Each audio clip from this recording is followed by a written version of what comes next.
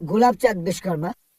আমার প্রশ্নটা হলো, বকরি ঈদ এটা কিছুদিন পরেই হবে এই বছরে। আর মুসলিমরা তারা বিশ্বাস করে যে এই বকরি ঈদে তারা কোরবানি দেয় ছাগল, মহিষ, গরু, বিভিন্ন পশু। আর ইসলাম ধর্ম অনুযায়ী আহ ইনসানিয়াত আর মানবতা খুব গুরুত্বপূর্ণ। প্রত্যেক মানুষ দয়া দেখাবে বিভিন্ন পশু পাখির প্রতি আর মানুষের প্রতি, সবার প্রতি তারা দয়া দেখাবে। মুসলিমরা যদি এটা বিশ্বাস করে তাহলে কেন তারা কোরবানি দেয় এই ছাগল, গরু বা মহিষ? বকরি ঈদে কেন এগুলো জবাই করে?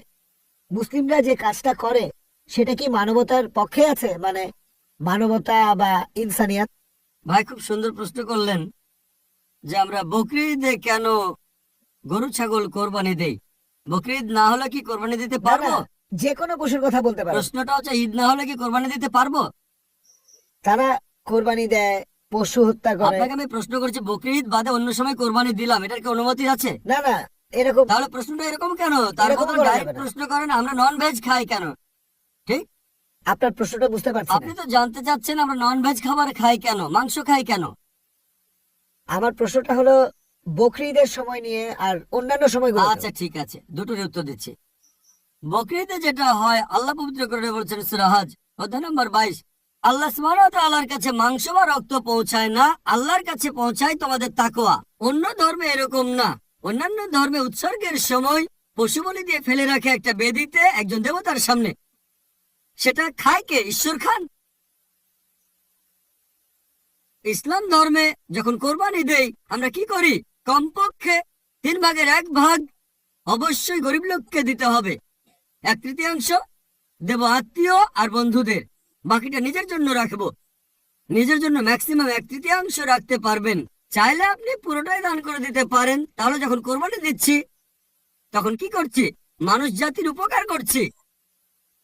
আমরা তাদের জন্য খাবার দিচ্ছি। এখন কাউকে খাবার দেয়া এটা কি ভালো না খারাপ? খাবার দেয়া যাতে মানুষ উপকার পেতে পারে, এটা কি ভালো না খারাপ? ভালো। মানুষের জন্য এটা ভালো না খারাপ? ভালো। তাহলে ইসলাম হচ্ছে মানবতার ধর্ম। আপনি প্রশ্ন করতে পারেন যে প্রাণীদের কেন হত্যা করা হচ্ছে? মানুষের জন্য ভালো, কিন্তু প্রাণীদের জন্য কি হচ্ছে? আর সত্যি বলতে একজন মুসলিম শুধুমাত্র ভেজ খাবার খেয়েও ভালোভাবে ধর্ম পালন করতে পারে। নন ভেজ খাওয়া ইসলামের জন্য বাধ্যতামূলক না। তবে আল্লাহ যেহেতু আমাদেরকে অনুমতি দিয়েছেন নন ভেজ খেতে, তাহলে আমরা সেটা খাবো না কেন? আল্লাহ পবিত্র কোরআনে বলেছেন সূরা মাইদা অধ্যায় নম্বর 5 আয়াত নম্বর 1, সেই চতুষ্পদ প্রাণীর মাংস খাও যেগুলো তোমাদের জন্য হালাল করা হয়েছে। আল্লাহ বলেছেন সূরা নাহল অধ্যায় 16 আয়াত নম্বর 5, তিনি চতুষ্পদ প্রাণী সৃষ্টি করেছেন যাতে করে তোমরা উপকার পেতে পারো এবং তাদের মাংস খেতে পারো। এই কথাটা আবারও আছে সূরা মুমিনুন অধ্যায় নম্বর 23 আয়াত নম্বর 21, যে গবাদি পশুর মধ্যে রয়েছে নিদর্শন, তাদের উদরের দুধ পান করো এবং তাদের মাংস তোমরা খাও। তাহলে যেহেতু আল্লাহ আমাদের অনুমতি দিয়েছেন, তাহলে ননভেজ খাবো না কেন?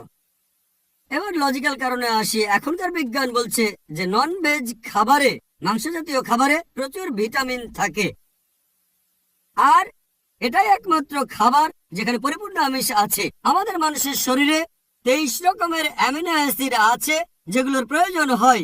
এগুলোর মধ্যে 8টা অ্যামিনো অ্যাসিড শরীর তৈরি করতে পারে না, এগুলো পাই আমরা খাবার থেকে। এমন কোনো ভেজ খাবার নেই যেখানে এই 8টার সবগুলোই পাবেন। শুধুমাত্র মাংস জাতীয় বা নন ভেজ খাবারেই এই 8টা অ্যামিনো অ্যাসিডই পাবেন। এছাড়াও যদি আপনারা দাঁত পরীক্ষা করেন তৃণভোজী প্রাণীদের, গরু, ছাগল, ভেড়া, তাদের দাঁতগুলো সমান। তারা শুধু ভেজ খাবার খায়, মাংস খেতে পারে না। এরপর যদি দাঁত পরীক্ষা করে দেখেন মাংসাশী প্রাণীদের, বাঘ, সিংহ, চিতাবাঘ, তাদের মুখের দাঁতগুলো সোজালো যাতে মাংস